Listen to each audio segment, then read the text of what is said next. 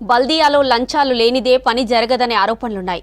కింది స్థాయి అధికారులు ఫీల్డ్లో అందిన కాడికి దోచుకుంటే పై స్థాయి అధికారులు పైసా లేనిదే ఫైల్ కదపరనే వాదనలున్నాయి.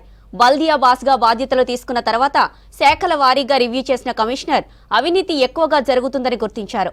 ఏసీబీకి రెడ్ హ్యాండెడ్గా పట్టుబడడంతో జీహెచ్ఎంసీను ప్రక్షాళన చేసేందుకు విజిలెన్స్ అస్త్రం వాడాలని ప్లాన్ చేస్తున్నారు కమిషనర్.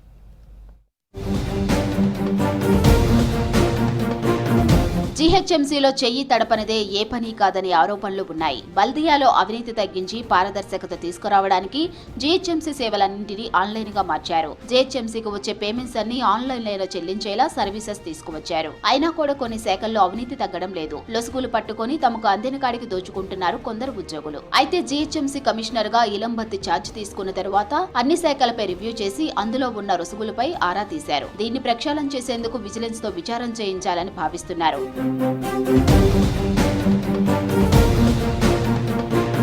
గత కొన్ని రోజులుగా లంచాలు తీసుకుంటూ ఏసీబీకి రెడ్ హ్యాండెడ్ గా పట్టుబడుతున్నారు జీహెచ్ఎంసీ అధికారులు. నెల రోజుల కిందట శానిటరీ ఫీల్డ్ అసిస్టెంట్స్ లంచం తీసుకుంటూ ఏసీబీకి రెడ్ హ్యాండెడ్ గా పట్టుబడ్డారు. జూబ్లీ హిల్స్ లోని ఓ రెస్టారెంట్ ముందు చెత్త ఎక్కువగా వేస్తున్నారని రెస్టారెంట్ సీజ్ చేయాల్సి వస్తుందని 60,000 లంచం తీసుకుంటూ పట్టుబడ్డారు. అలాగే ఓ బిల్డింగ్ పర్మిషన్ కోసం 50,000 లంచం తీసుకుంటూ టౌన్ ప్లానింగ్ ఏసీపీ పట్టుబడ్డారు. Hayathnagar circle town planning supervisor 1,00,000 లంచం తీసుకుంటూ పట్టుబడింది.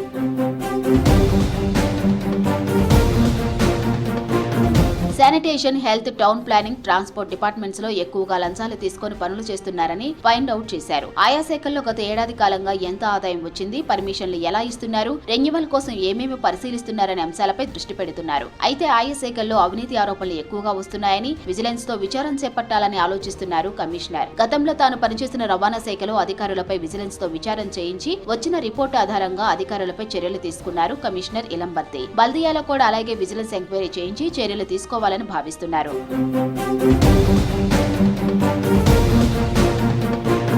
గతంలో జీహెచ్ఎంసీలో జరిగిన స్కాములపై అప్పటి కమిషనర్లు విజిలెన్స్ ఎంక్వైరీ చేయించారు. ఫేక్ బర్త్ సర్టిఫికేట్ వ్యవహారంలో మెడికల్ ఆఫీసర్లపై, నాలాల పూడికతీతలో జరిగిన అవకతవకలపై, ఇంజనీర్లపై, టౌన్ ప్లానింగ్ లో జరిగిన అక్రమాలపై విజిలెన్స్ ఎంక్వైరీ చేయించారు. జీహెచ్ఎంసీ హెడ్ ఆఫీస్ కన్నా జోనల్, సర్కిల్ ఆఫీసుల్లో పనిచేసే ఉద్యోగులే ఎక్కువగా అక్రమాలకు పాల్పడుతున్నారనే ఆరోపణలపై ఫోకస్ పెట్టాలని భావిస్తున్నారు కమిషనర్.